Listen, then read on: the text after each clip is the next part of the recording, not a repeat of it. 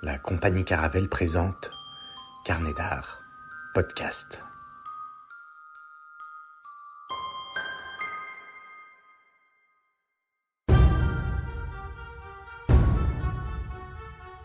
Allô, ici Antoine Guillot. Merci d'être à l'écoute de cette série de podcasts produite par la compagnie Caravelle et Carnet d'art.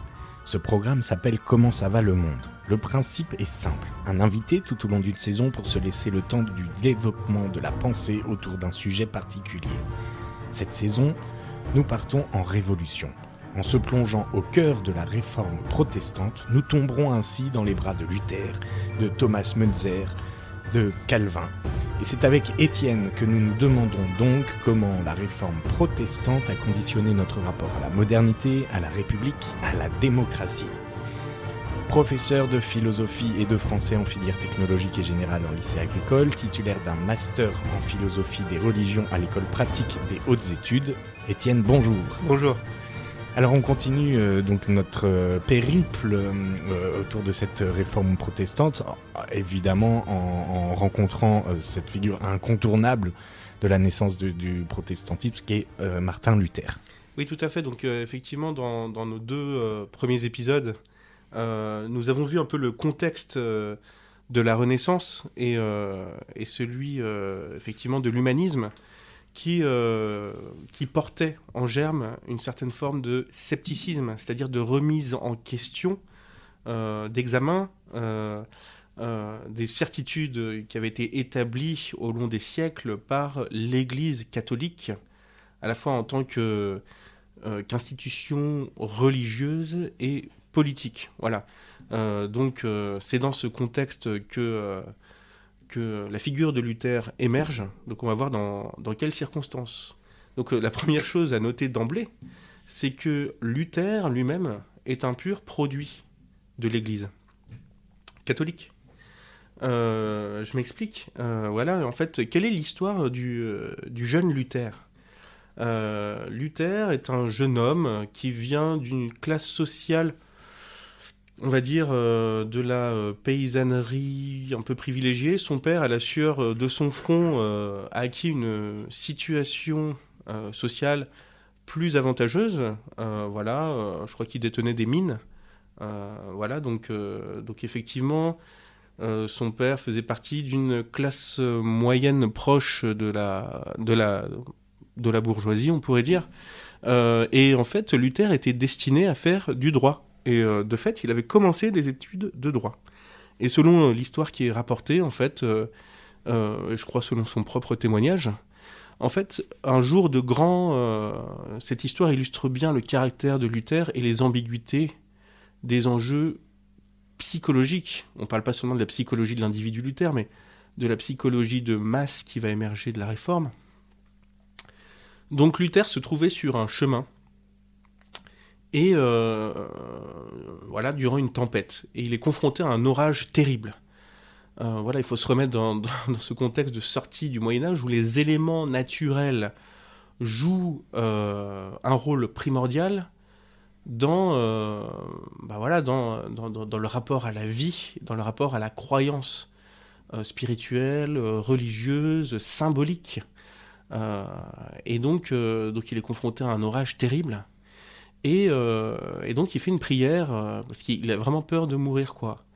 Et il dit à Dieu, si je survis à cet orage, je rentrerai dans les ordres, quoi. Je me ferai moine. Je te le promets, ouais. Mais par terreur, vraiment, il est terrorisé par cet orage qui, rappelons-le, depuis l'Antiquité, on a la figure de Zeus en tête, Jupiter, figure à la mode. Donc cette figure tutélaire de la divinité puissante qui juge et qui punit, et dont l'orage est le tonnerre est l'instrument de punition. Et donc il est terrorisé, il fait cette promesse à Dieu, une prière sur le bord d'une route, si je survis à cet orage, je te donnerai ma vie et je deviendrai moine. Alors que il faisait des études prometteuses de droit, ce qui peut aussi le situer déjà socialement, intellectuellement, culturellement. Et il tient parole. Son père est très déçu. Son père vraiment comme je l'ai dit, a changé de classe sociale, ce qui n'est pas évident à cette époque. Donc on a vu qu'avec le contexte de mobilité qui avait permis la Renaissance, bon, ça devenait plus facile qu'avec le contexte de l'Antiquité où finalement vous dépendiez de votre statut social. La mobilité devenait plus simple à la Renaissance, ce qui a permis aussi l'émergence de la bourgeoisie, mobilité sociale j'entends.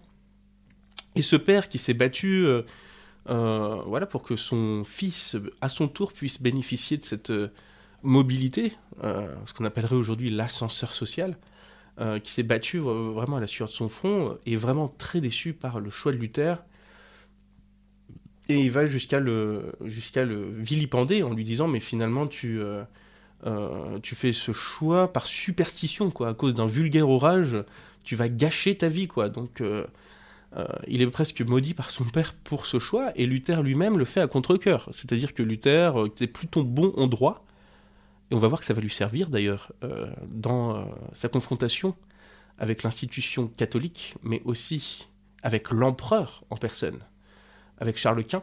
On va voir que cette formation en droit n'est pas anodine, et quelque part qu'elle est typiquement allemande, on va voir pourquoi. Mais voilà, toujours est-il qu'il fait ce choix, donc il rentre dans l'ordre des Augustiniens. Voilà. Donc Luther, on sait, de son propre aveu d'ailleurs, que c'est une personnalité particulièrement angoissée. Voilà.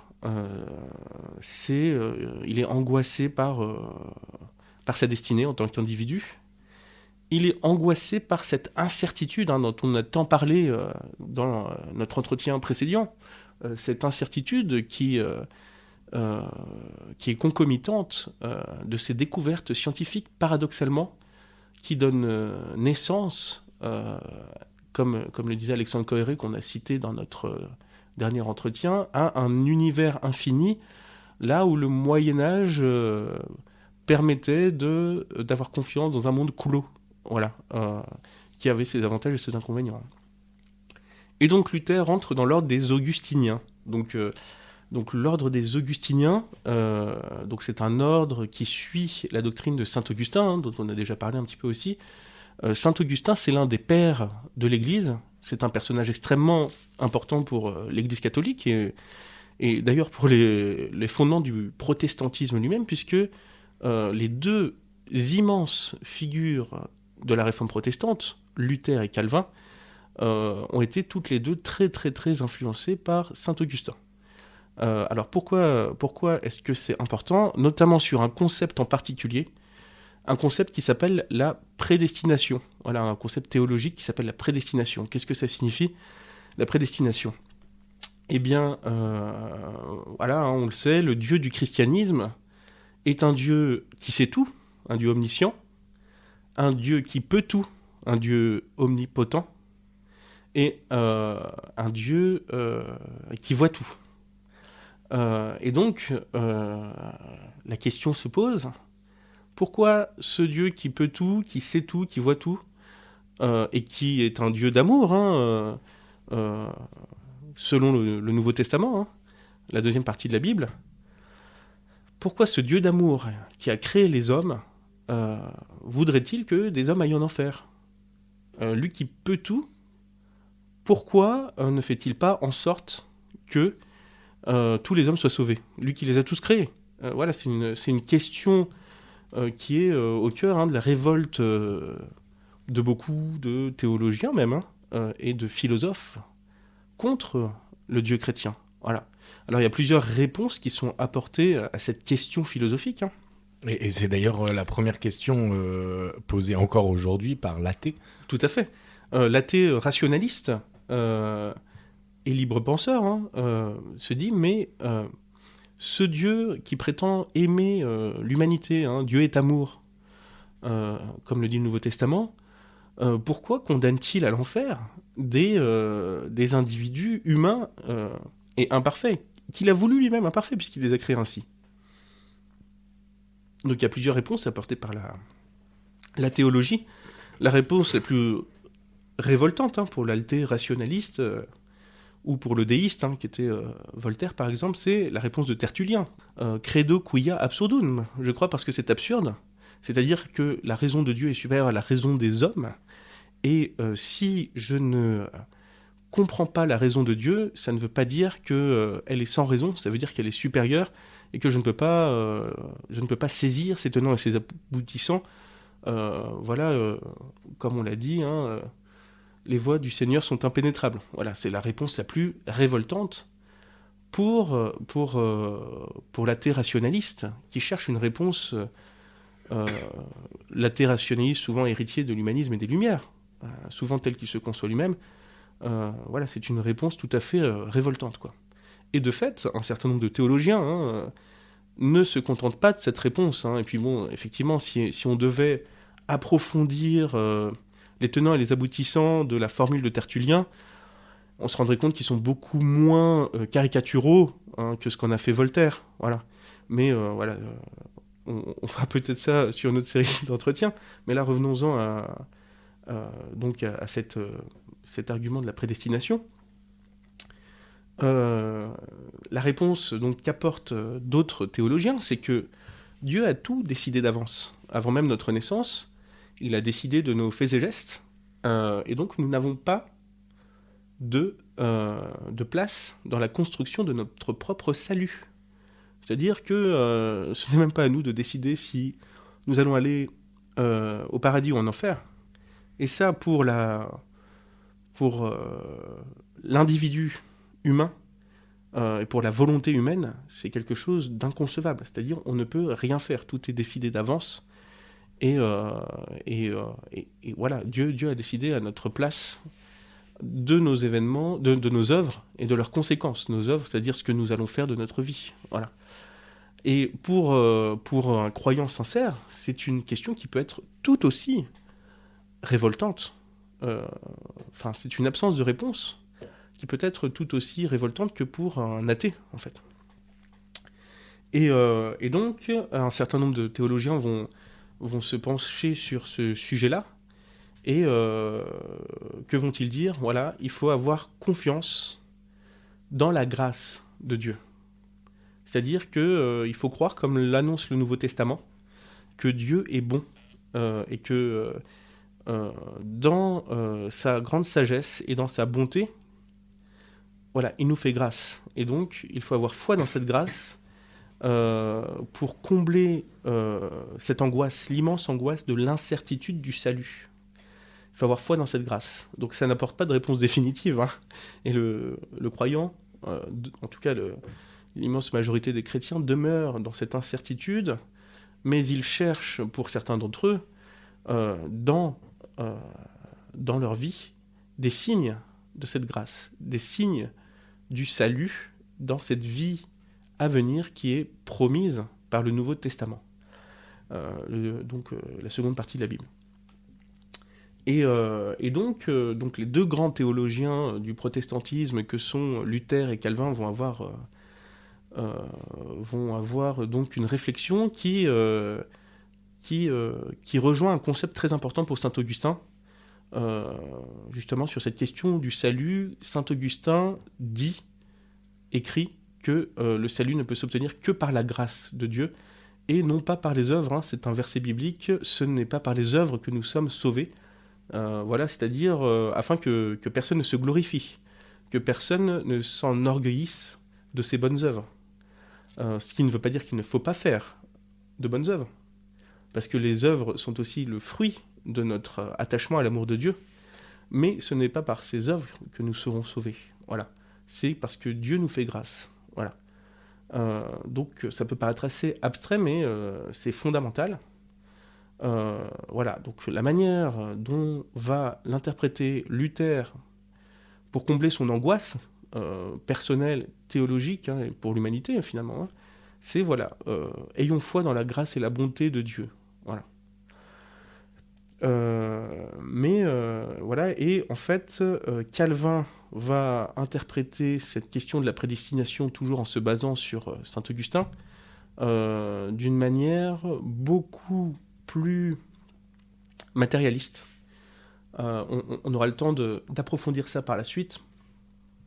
C'est-à-dire que, certes, on ne peut pas avoir de certitude que Dieu nous a choisis, que nous faisons partie des élus qui iront au paradis, mais nous pouvons avoir des signes, des indices dans la vie présente que nous avons été choisis d'avance.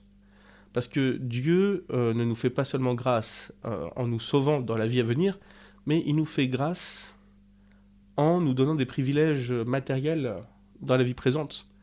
Ce qui, encore une fois, n'apporte pas, selon Calvin, c'est important, la certitude de l'accès au paradis, mais qui apporte quand même un certain nombre d'indices. Alors, ce n'est pas les privilèges matériels eux-mêmes qui sont cette grâce. C'est plus complexe que ça.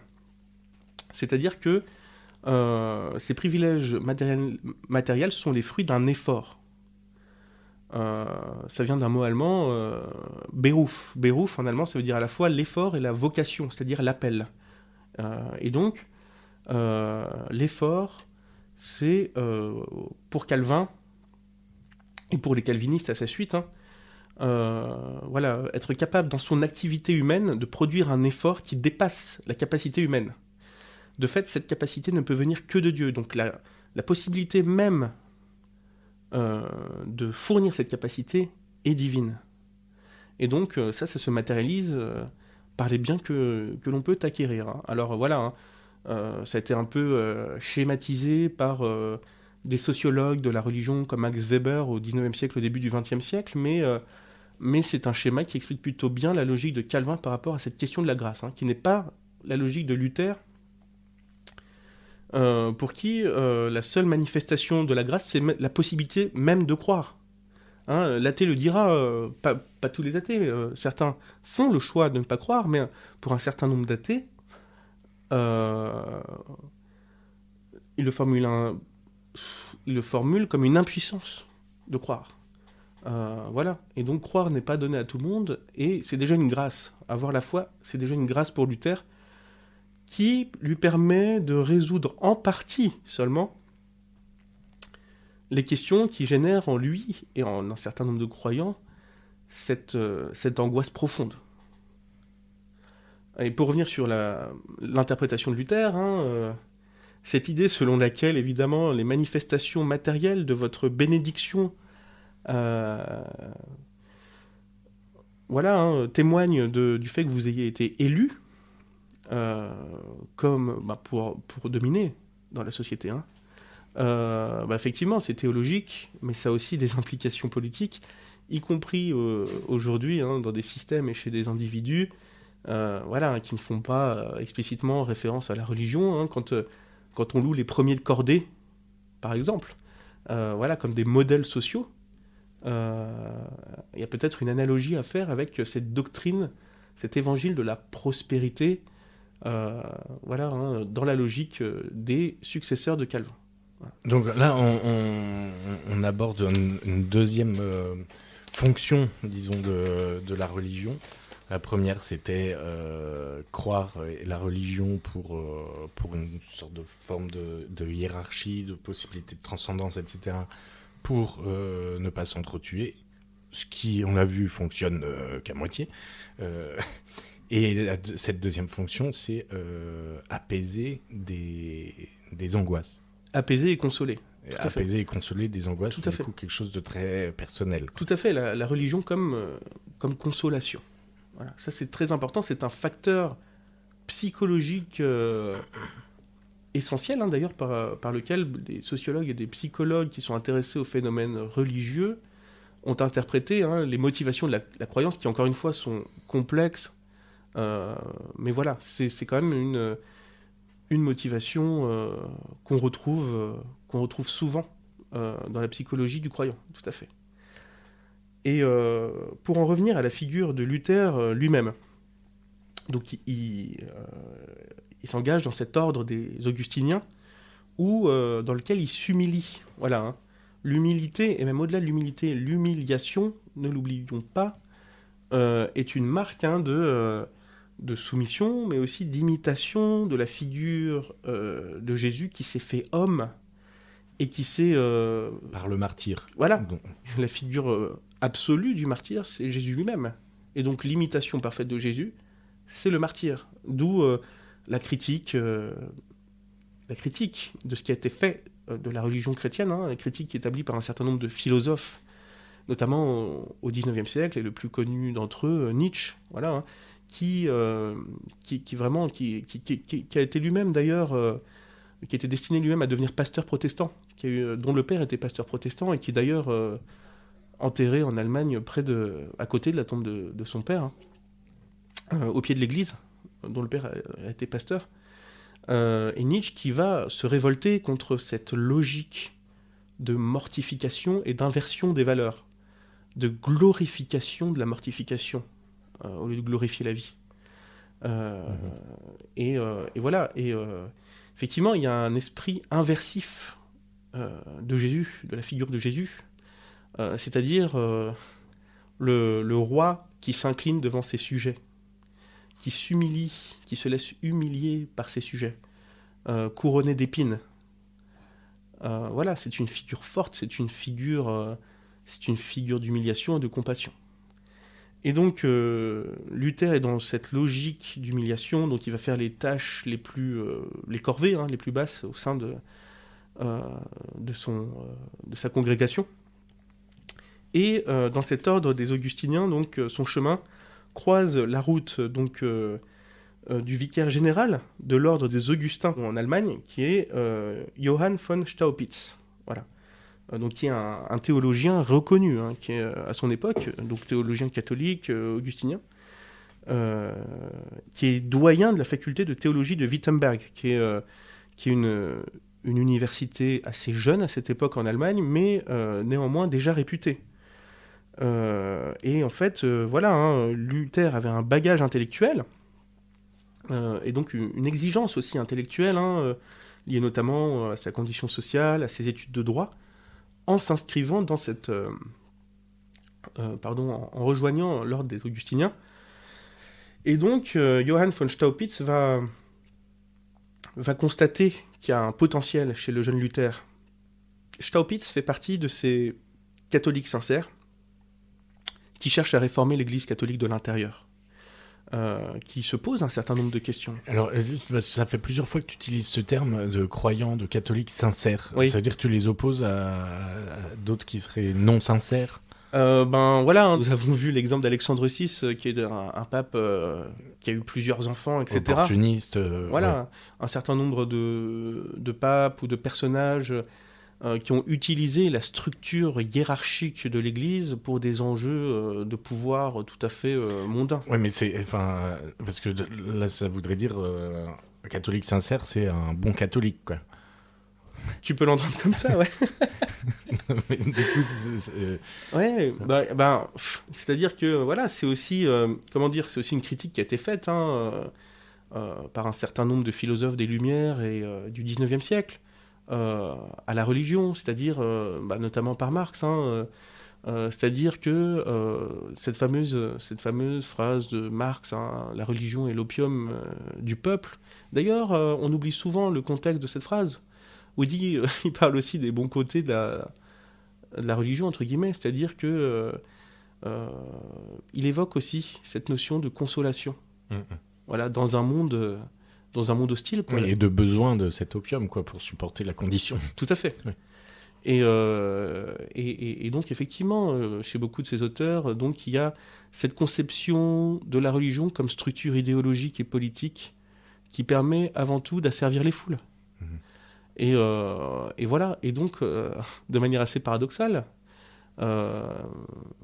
l'athéisme matérialiste de Marx prolonge dans un sens la critique protestante, en fait, de la structure politique de l'Église catholique. Et d'ailleurs, on va voir que Marx et Engels s'inspirent directement de figures de la Réforme, hein. Alors pas de Luther, mais de Thomas Müntzer, et en font, en fait, des ancêtres de la révolte sociale qu'ils prônent au XIXe siècle, et de la même manière, toute proportion gardée, de la même manière dont nous faisons des analogies entre ce que l'historien ne peut pas s'empêcher de faire, l'historien des idées, des analogies entre... Alors, il faut savoir raison garder, comparaison n'est pas raison, nous l'avons dit, hein. Mais de la même manière que nous pouvons faire des analogies entre un certain nombre d'événements contemporains Et voilà, ce qui a pu se passer au XVIe siècle ou à la fin de l'Empire romain, voilà, à la fin de l'Antiquité. De la même manière, Marx et Engels font des liens entre ce qui s'est passé au XVIe siècle et les révolutions européennes de 1848. Et dans ce contexte-là, ils font un lien entre la révolte des paysans en Allemagne, notamment, suite à la Réforme, et le contexte des révolutions de 1848. Nous y reviendrons. Donc voilà pour cette expression catholique sincère qui, effectivement, pouvait paraître, ma foi, fort subjective. Mais de même, on le verra, évidemment, hein, le protestantisme, et ça rejoint la critique de Marx, se structurera lui-même comme une religion, et donc attirera forcément les ambitions politiques de ceux qui veulent utiliser la structure religieuse pour acquérir du pouvoir.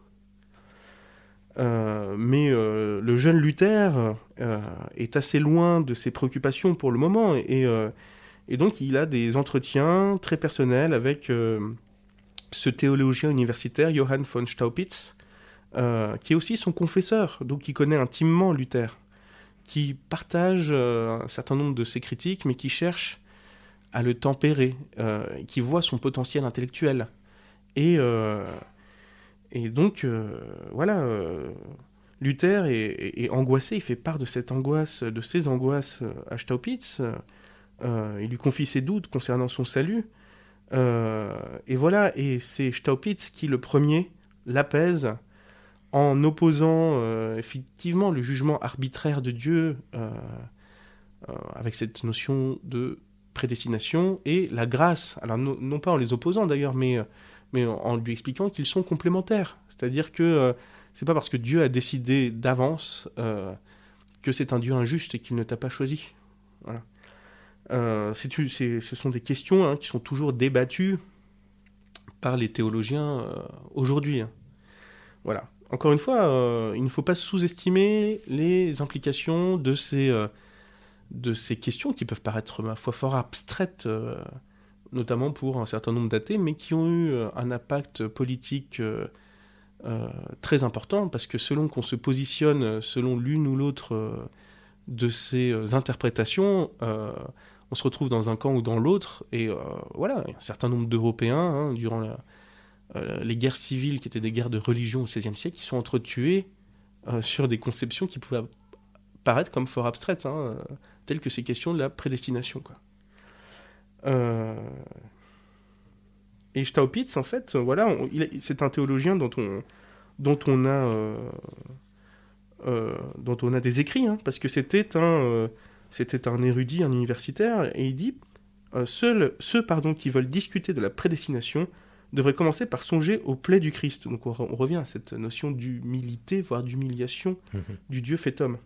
Car Dieu a destiné son Fils à souffrir pour les pécheurs. Donc dans l'entretien précédent, on expliquait que une des spécificités du christianisme par rapport au judaïsme, par exemple, c'est qu'il n'y avait plus de sacrifice animal, parce que Dieu, fait homme, en la personne de Jésus, avait accompli le sacrifice suprême. Et comme on l'a redit au début de cet entretien, c'est le martyr par excellence. Voilà. Mais c'est un martyr par amour. Voilà. Donc, l'amour absolu de Dieu a effacé tous les péchés de ceux qui ont accepté, encore faut-il accepter, mais de ceux qui ont accepté sa grâce. Voilà. Et donc, Staupitz s'ajoute, il n'y a de repentance que celle qui commence par l'amour et la justice de Dieu. Voilà. Donc face à cette vision du Dieu terrible et arbitraire, il oppose le Dieu d'amour. Voilà. Et donc, ce qui va permettre à Luther de s'apaiser et donc d'établir une théologie de la grâce. Fin de l'histoire ? Non, pas du tout, puisque Luther, on le verra, aura un rapport à la violence, y compris à la violence politique,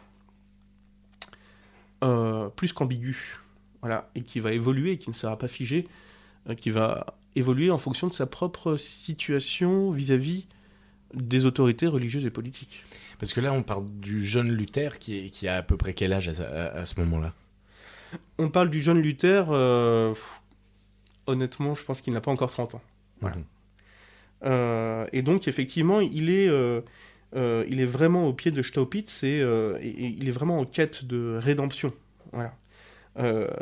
Alors, il y a un film assez bien fait avec Ralph Fiennes sur la vie de Luther, et où on voit Staupitz qui est presque un peu ennuyé d'être le confesseur de Luther, parce que Luther n'a rien à confesser de mordant, quoi, et il revient tous les jours se confesser parce qu'il est plein de culpabilité alors qu'il a rien fait de mal, quoi. Et donc cette notion de justice de Dieu, à la fois en lien et en opposition avec la justice des hommes, elle est importante parce qu'elle elle a une dimension politique. Et d'ailleurs, d'un point de vue théologique, Staupitz est lui-même spécialisé dans l'étude des relations entre justement la foi, l'amour et la prédestination. Donc il est très bien placé pour orienter Luther sur ces questions-là, et ces questions qui hantent Luther, et qui vont hanter le reste de la civilisation chrétienne, qui l'ont hanté dès l'origine. Alors, est-ce qu'on peut parler d'origine du christianisme, et qui l'hantent encore aujourd'hui. Voilà, peut-être sous d'autres formes qui, en apparence, ne sont pas religieuses. Staupitz, lui, contrairement à Luther, on va le voir, n'a jamais quitté l'Église catholique. Même s'il avait conscience de beaucoup d'abus.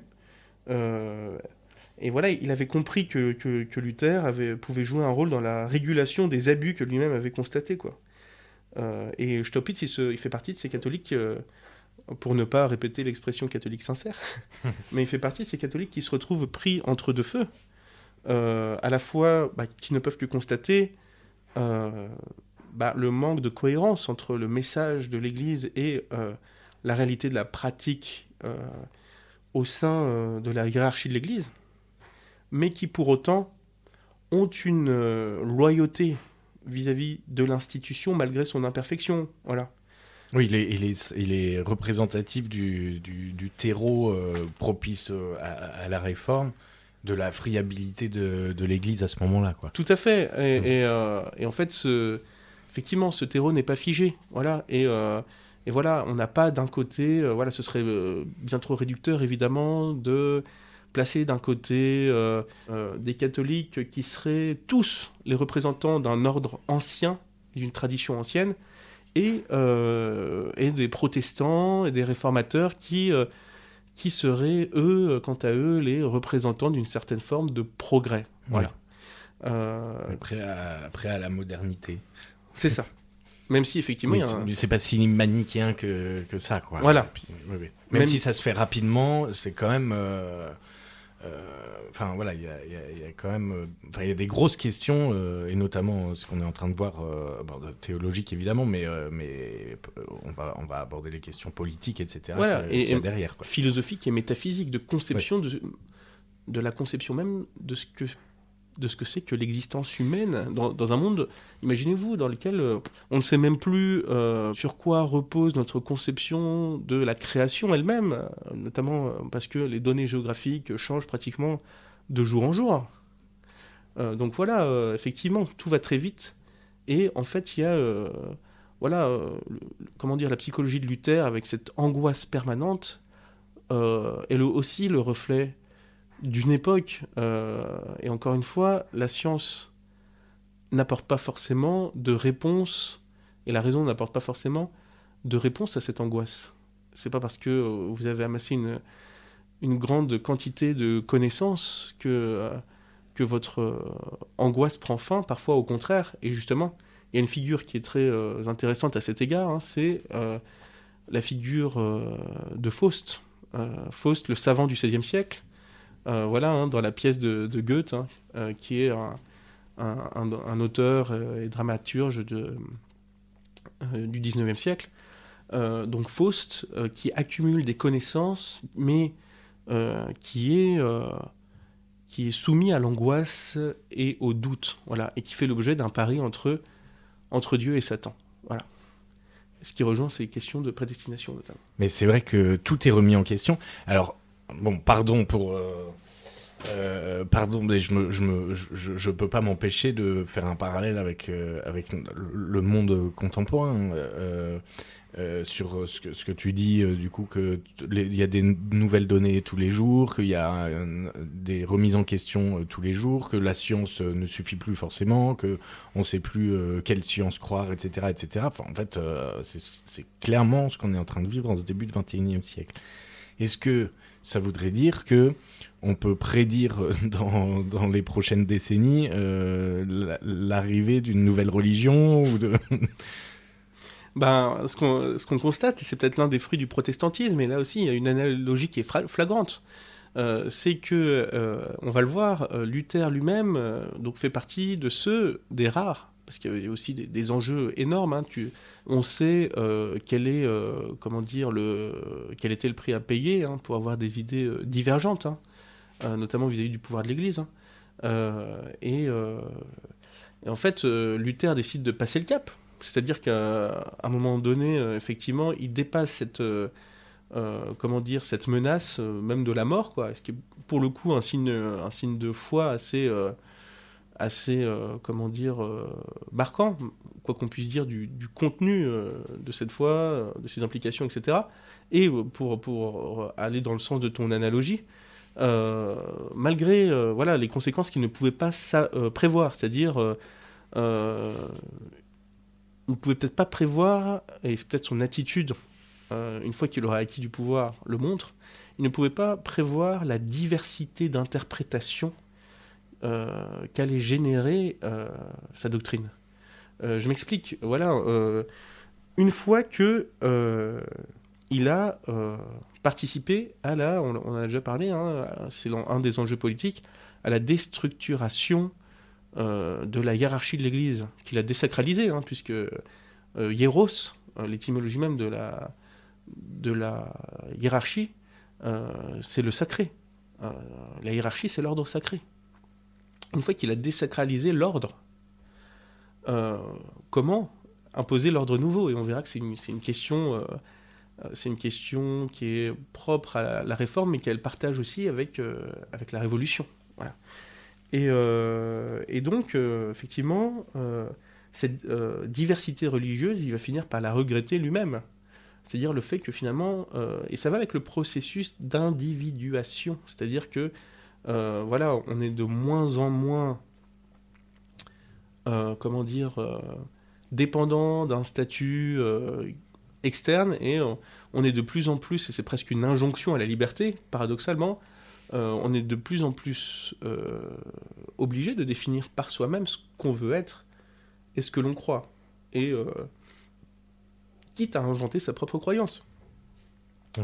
Et d'où ce paradoxe absolu entre cette contradiction, en tout cas apparente, entre l'injonction de liberté de croire et en même temps l'injonction d'appartenance sociale à un groupe, à un peuple, à une nation, à une république.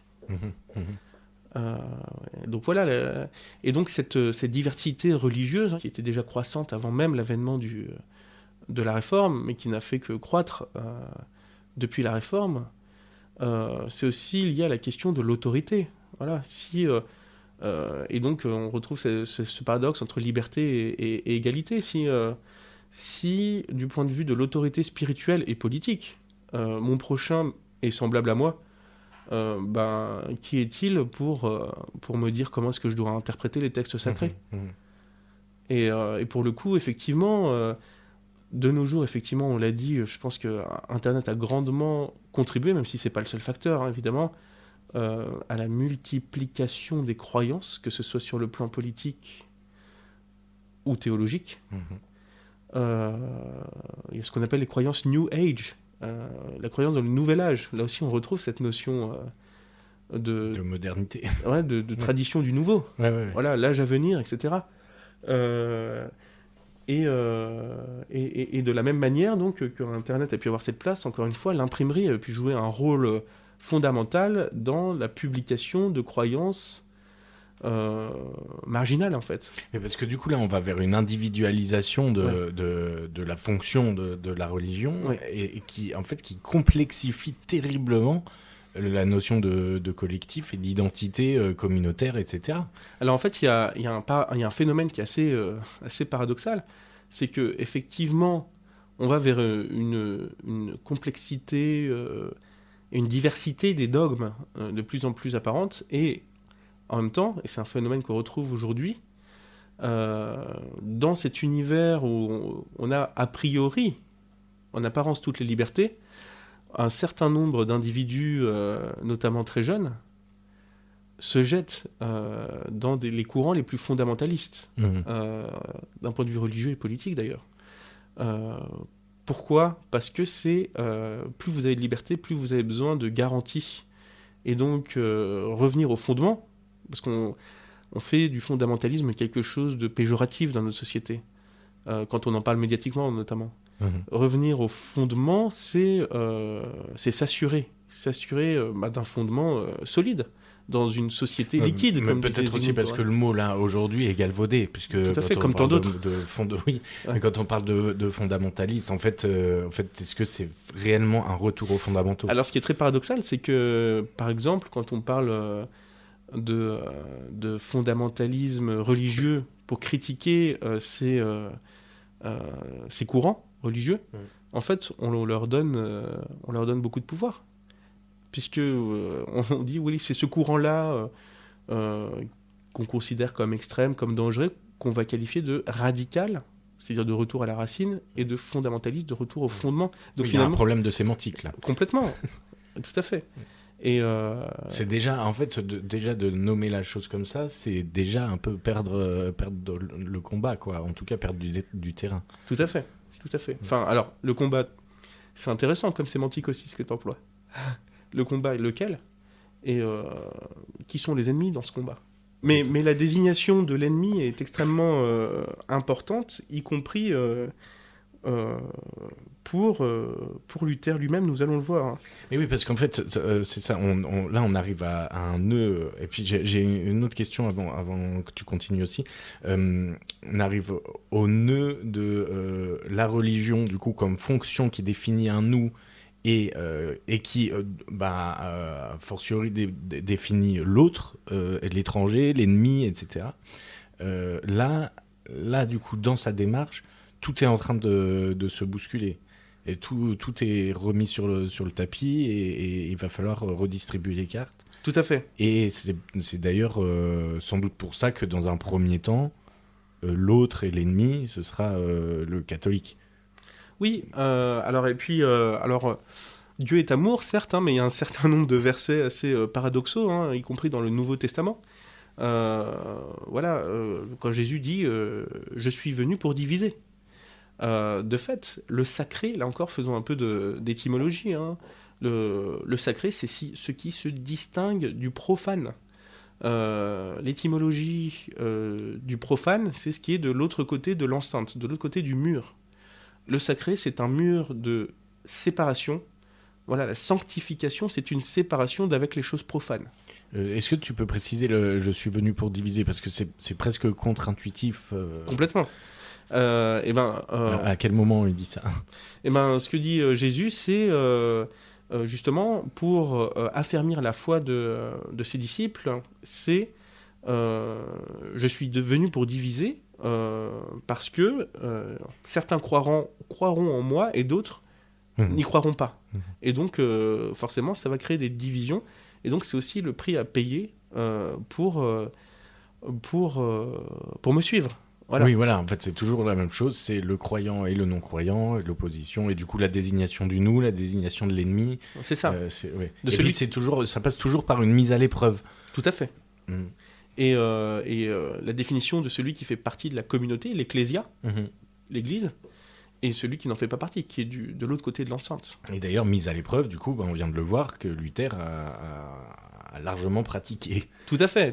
Hein. Alors, est-ce que dans cette démarche-là, c'est une question un peu plus large, mais qui va nous permettre de rebondir, je pense, et puis pour que tu continues, mais est-ce que c'est l'histoire qui fait l'homme, ou l'homme qui fait l'histoire ? Là, en l'occurrence, pour le cas de Luther. En gros, si Luther n'avait pas existé, y aurait-il eu une réforme? Voilà, ou alors peut-être que c'est Jean-Michel qui aurait fait une réforme. Alors, en l'occurrence, Jean-Michel a existé, puisque, effectivement, on l'a dit, mais c'est important de mettre des noms là-dessus, effectivement, il y a eu de nombreux précédents qui ont failli déboucher sur un phénomène fort comparable à celui de la réforme, et qui, certainement, ont permis la réforme, et qui montrent que, en fait, cette intuition de Luther, elle était fortement partagée dans toute la chrétienté, en fait.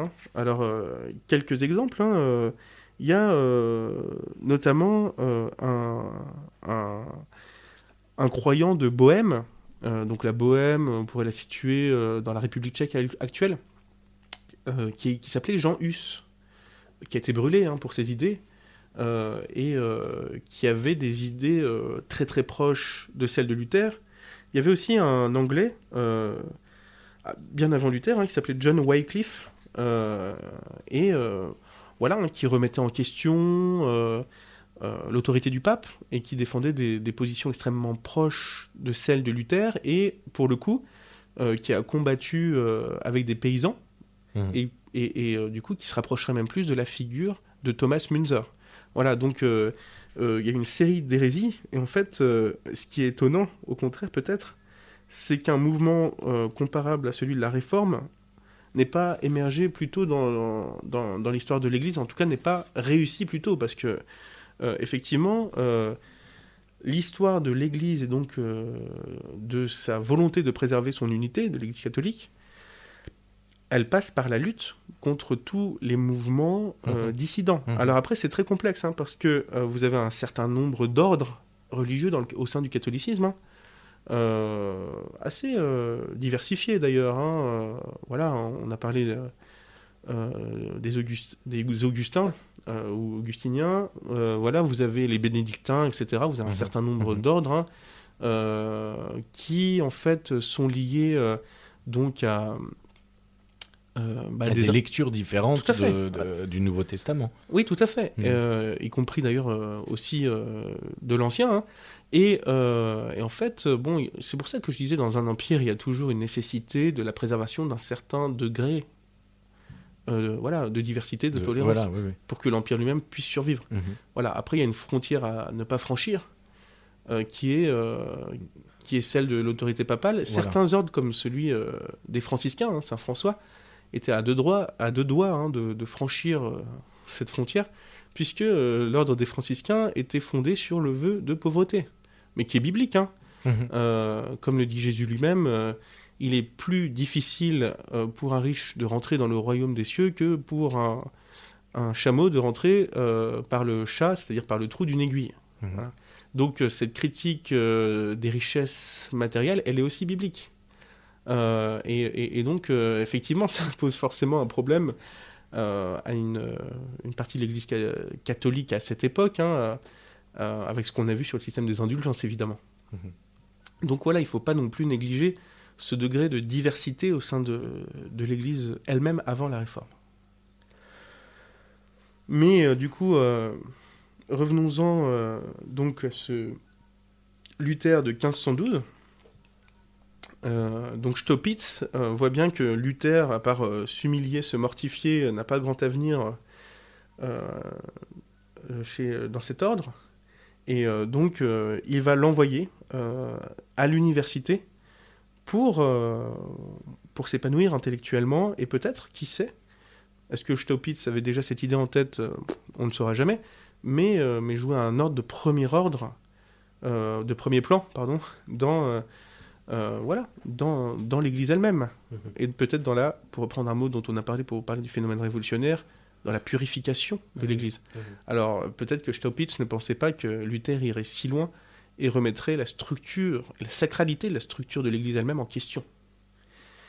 Il envoie... Mais on est bien d'accord qu'à ce moment-là, Luther ne le sait pas non plus. Évidemment. Il est en train de faire son chemin. Bon, Bien là, sûr. on décortique ce qui l'a amené et comment il s'est construit pour en arriver où il en est arrivé. Tout à fait. Mais il n'a pas ça derrière la tête à ce moment-là. Non, non, pas du tout.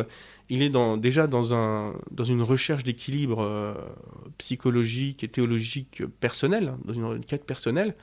Et effectivement, d'un point de vue intellectuel comme psychologique, il a à ce moment-là besoin de gagner en assurance, ce qu'il va pouvoir faire à l'université de Wittenberg. Voilà. Et donc, notamment, dans cette université, il fait la connaissance d'un professeur nommé Andreas Bodenstein von Karlstadt, qu'on appellera Karlstadt dans la suite de nos entretiens. Et donc, là, une fois qu'il est à l'université, il gagne beaucoup en assurance. Il repense à cette notion de grâce dont lui a parlé Staupitz. Et là, effectivement, très vite, on va le voir, il passe d'une remise en question et de l'angoisse liée à cette remise en question à une certitude qui va le mener à défier le pape en personne. Donc, à Wittenberg, donc, sous la houlette de Karlstadt, donc il obtient son titre de docteur en théologie. Karlstadt, en 1518, publie un certain nombre d'ouvrages, et donc Karlstadt est lui-même reconnu comme théologien par l'Église catholique. Et en fait, voilà, ce qui est intéressant, c'est de voir que Luther était un individu quand même qui avait une place dans l'université, donc qui était reconnu en tant que théologien catholique. Et donc ça va être une grande difficulté quand les théologiens catholiques vont vouloir défier Luther sur le plan de ses arguments. Et oui, parce qu'il aura déjà été reconnu. Voilà. Ouais. Il a été formé de l'intérieur. Voilà. Donc voilà, cette période de formation à l'université durant laquelle il acquiert son titre de docteur est très importante. Il va parler très librement avec Karlstadt, dans un contexte universitaire qui est bien différent de celui d'un monastère, quoi, qui est plus propice à la discussion intellectuelle. Et en fait, il obtient aussi de la reconnaissance. Il est entouré de prestigieux théologiens qui vont lui permettre de s'affirmer parce que ils vont corroborer la pertinence de ses interrogations. Et en particulier de son enseignant Karlstadt. Donc il devient lui-même théologien et enseignant à Wittenberg. Et donc il va avoir une grande influence, c'est un enseignant a priori assez charismatique, une grande influence sur ses étudiants qui vont eux-mêmes devenir des théologiens. Donc là on a une première génération de dissidents après qui vont se disperser certainement dans toute l'Allemagne, voire plus loin. Bon, là, par contre, on arrive à une sorte de point de convergence où là, il commence à être conscient de ce qu'il est en train de faire. Tout à fait. Et il a acquis une position de pouvoir. Et alors, la première question qui m'arrive, là, pourquoi l'Église ne réagit pas à ce moment-là ? Parce qu'on a vu tout à l'heure que dès que quelqu'un sort du rang, il est brûlé. Alors, c'est une très bonne question. Il y a plusieurs paramètres à prendre en compte. Wittenberg est très loin de Rome. Premièrement. Deuxièmement, on l'a vu, Charles Quint lui-même n'a pas a un pouvoir limité sur ce qui se passe en Allemagne, notamment avec cette promesse qui est celle que les Allemands doivent être jugés en Allemagne. Donc c'est difficile pour l'Église de l'extraire d'Allemagne pour le juger à Rome. Ils n'y arriveront pas d'ailleurs, on va le voir plus loin. Et par ailleurs, il a déjà des avertissements, notamment du prince électeur, dont dépend l'université de Wittenberg, et qui est l'un des principaux soutiens financiers de cette université de Wittenberg. Voilà, donc il commence effectivement à avoir des avertissements. Un ancien étudiant qui a fait du droit avec lui, qui est au service de ce prince électeur, dont on va reparler, va venir le prévenir, quoi, sous forme de menace. Et surtout, en fait, pour aller dans ton sens, ça va même beaucoup plus loin que ça, puisqu'on va le voir, Luther a désormais acquis tellement d'assurance qu'il va défier en personne le théologien et inquisiteur Johann Tetzel, qui est chargé par le pape en personne de recueillir des indulgences pour construire la basilique Saint-Pierre. Donc il va défier l'inquisiteur. Alors l'inquisition, faut resituer ce que c'est que l'inquisition. L'inquisition, c'est justement cette police de la pensée, on peut le dire comme ça, chargée de traquer les hérétiques, qui terrorisait tous les dissidents religieux. Voilà. Et en fait, loin d'en avoir peur, Luther va le provoquer. Parce qu'il est confronté à Johann Tetzel en tant que pasteur, il devient, prédicateur, pardon, c'est prêtre, et il est théologien, mais il prêche aussi dans une église, il fait des sermons catholiques, pas encore pasteur, excusez-moi, j'anticipe, pasteur c'est le terme protestant. Et donc, il peut aussi tester, la pertinence de ses questionnements dans son enseignement auprès de ses ouailles à l'église. Et il peut tester aussi, politiquement et psychologiquement, son influence sur ses ouailles. Voilà. Et donc, effectivement, cet inquisiteur Johann Tetzel, il est mandaté par Rome pour récupérer l'usufruit des indulgences. Et donc, il écrit à l'archevêque de Mayence, Albert de Brandebourg, donc là, Luther, pas Johann Tetzel, et il lui joint 95 thèses. Luther joint 95 thèses. De sa propre plume. De sa propre plume, voilà, à l'archevêque de Mayence, qui use d'arguments théologiques. Il est quand même maintenant bien formé à ce qu'on appelait la disputatio. Oui, il y a une dextérité à l'avancée de ses arguments, quoi. Tout à fait. Mais pourquoi l'inquisiteur il réagit pas là, puisqu'il est sur le terrain, puis il a un certain pouvoir et derrière il a des moyens aussi pour mettre en œuvre. Alors on va voir que ça va se faire. Ça va se faire, mais l'inquisiteur lui-même répond à une logique hiérarchique. C'est à la fois la puissance et la lourdeur d'un système hiérarchique très étendu. C'est que le temps que les informations remontent jusqu'à Rome, donc un certain temps peut passer, et on l'a vu, ça va être le cas avec l'imprimerie. Les thèses de Luther vont être copiées, imprimées et diffusées, propagées très vite dans toute l'Allemagne, en fait. Effectivement, le pape et ses conseillers sous-estiment complètement ce petit moine allemand, qui certes a un diplôme de théologien, mais pour le moment qui ne les affole pas plus que cela, mais ça va venir. En fait, c'est souvent la même chose, ce genre d'histoire, c'est l'excès d'orgueil à un moment. Oui, c'est ça. Ça fait que très vite, ça devient trop tard, quoi. Comment s'imaginer que un petit moine allemand angoissé va remettre en question l'équilibre d'une église qui a plusieurs siècles d'existence, et qui a établi son pouvoir sur une grande partie du monde connu. Donc effectivement, cette notion d'orgueil, cette habitude de sous-estimer peut-être son adversaire d'un point de vue intellectuel, cette habitude aussi d'employer la force, la logique de l'Inquisition, c'est aussi ça. Même si les inquisiteurs étaient pour beaucoup de grands intellectuels chevronnés, mais ça reposait effectivement sur un système de terreur et non de discussion. Parce qu'au départ, donc Luther a fait du droit, et c'est là qu'on voit que ça va lui servir. Quand il s'adresse à l'archevêque de Mayence, c'est pas du tout dans un premier temps pour remettre en question l'autorité du pape lui-même, c'est pour remettre en question les pratiques de l'inquisiteur, Johannes Tetzel. Alors évidemment, il sait très bien que ces pratiques sont cautionnées au plus haut niveau. Oui, bien sûr. Mais il feint de s'en étonner, et il dit à Rome, voilà ce qui est pratiqué en votre nom, quel scandale. Et donc, ces 95 thèses, il va les placarder sur la porte de son église.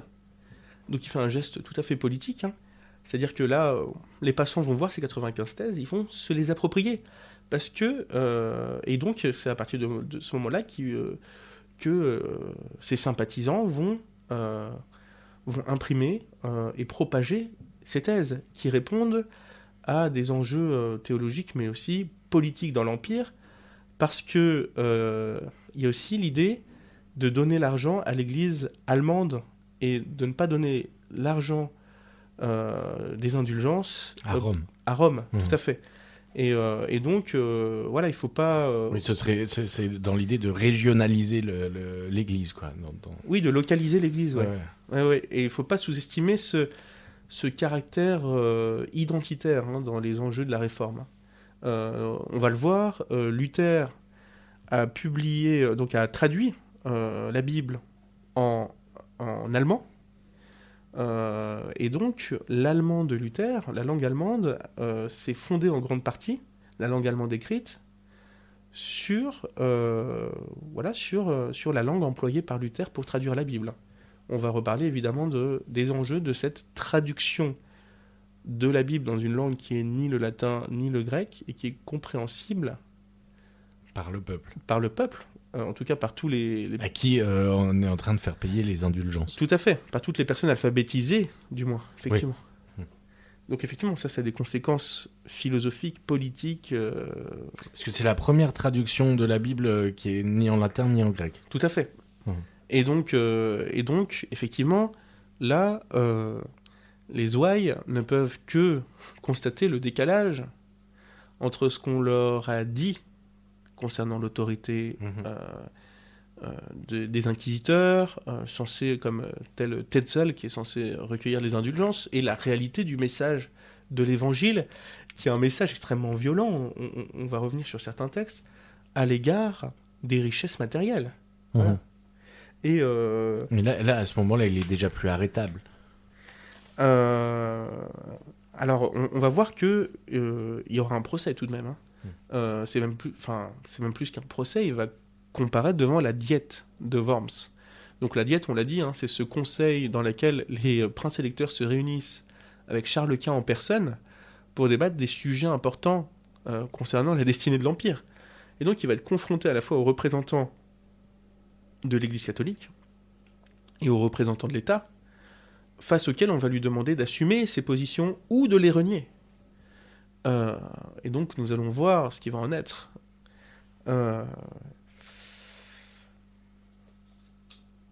Pour revenir quand même, justement, on parlait de l'imprimerie et aussi la diffusion de cette traduction de la Bible en allemand, elle passe aussi par la puissance de propagation que permet l'imprimerie. Et donc on a fait cette analogie avec Internet. Et donc, en fait, voilà, cette analogie, elle concerne la diffusion de l'information. À la manière dont on blâme aujourd'hui Internet parce que tout y est diffusé sans aucun tri, avec les conséquences politiques que cela peut avoir, et notamment politiques et religieuses, effectivement, chacun croit ce qu'il lit, etc. Et puis, les algorithmes font qu'on est sans cesse... confortés dans nos croyances, finalement, qui ne sont que peu remises en question, donc malgré ces objections. Voilà, on blâmait à l'époque l'imprimerie parce qu'elle permettait de tout diffuser à une vitesse fulgurante, sans contrôle institutionnel, on l'a vu, dans des langues vernaculaires, les langues que parlaient vraiment les individus. Ça aussi, c'est un enjeu de pouvoir. C'est l'époque de l'ordonnance de Villers-Cotterêts en France, etc. Donc, c'est... l'idée de langue vernaculaire devient écrite, devient un enjeu politique extrêmement important. Et l'enjeu de la compréhension des éléments politiques et théologiques par une société de plus en plus alphabétisée, même si ça reste assez minoritaire sur la quantité de paysans non alphabétisés, mais qui vont avoir une destinée, un rôle politique extrêmement important dans le cours de la Réforme, on va le voir. Et ça rejoint d'ailleurs l'émancipation sociale, culturelle, intellectuelle dont on parlait tout à l'heure. Oui, tout à fait. Alors après, essayons de comprendre le point de vue de l'Église catholique. La volonté de démocratiser l'information, et c'est aussi quelque part, la philosophie de certains de nos États actuels, contemporains, peut mener à une catastrophe, c'est-à-dire une information auquel on a accès sans tri peut mener à des mauvaises interprétations qui peuvent conduire à des révoltes injustes pour des raisons de non-compréhension d'incompréhension d'un certain nombre de paramètres. C'est pas parce que vous avez accès à toute l'information que vous comprenez ce à quoi vous avez accès. Et c'est toute la question de l'autorité de celui qui transmet l'information. Le problème étant voilà, que les masses ne sont pas jugées aptes à comprendre et à évaluer l'information. Hein. Donc ça aussi, hein, d'un côté on parle de transparence démocratique, de l'autre côté cette transparence, cette injonction de transparence est critiquée, vilipendée, jugée autoritaire, voire totalitaire. Donc on est dans un rapport comparable à l'information. Mais le problème, c'est que l'institution, elle est parfois dans une impasse à force de contrôler et de dissimuler l'information. Donc là, on fait un parallèle entre l'information sacrée elle-même, c'est-à-dire le texte biblique, et l'information telle qu'on peut la concevoir aujourd'hui. De la filtrer, voire de la transformer, personne n'y croit plus. Hein, ça rejoint ce que tu disais tout à l'heure sur la diversité des croyances contemporaines. Personne n'y croit plus, d'autant plus quand c'est l'institution elle-même qui la diffuse. Parce qu'il n'y a pas de contre-pouvoir dans la diffusion de cette information. À l'époque de Luther, ce contrôle et cette dissimulation, donc, ils vont jusqu'à réclamer des indulgences en disant que c'est une injonction biblique, divine, etc. Donc ce contrôle et cette dissimulation sont allés tellement loin que le texte de la Bible devient dangereux pour l'Église elle-même, en fait, et devient subversif pour l'Église elle-même. D'où la logique de diffusion et de traduction du texte biblique par Luther, qui va beaucoup inquiéter les autorités politiques. Et là ils se rendent compte, enfin ils se sont rendus compte un peu avant, on va le voir, mais ils commencent à se rendre compte des enjeux. Mais déjà à l'époque de la publication des 95 thèses. Et là, quand Luther traduit la Bible, pareil, il sait que il avance un coup et il sait à ce moment-là que oui. Alors, quel impact ça aura. Tout à fait. Alors, on a sauté une étape qui est très importante, hein, qui est l'étape de la confrontation de Luther avec les autorités religieuses. Donc c'est aussi un basculement important, parce que c'est à ce moment où il va oser affronter ces autorités et refuser de se renier que certains princes électeurs vont le protéger, et qu'il va passer du statut d'homme subversif qui défie l'institution au statut d'individu qui va acquérir un pouvoir politique. Et en fait, c'est finalement l'Église et tout le sort qu'on réserve à Luther qui va lui donner ce statut-là. Tout à fait. Mais ça, on le verra au prochain épisode. Merci Étienne. Merci.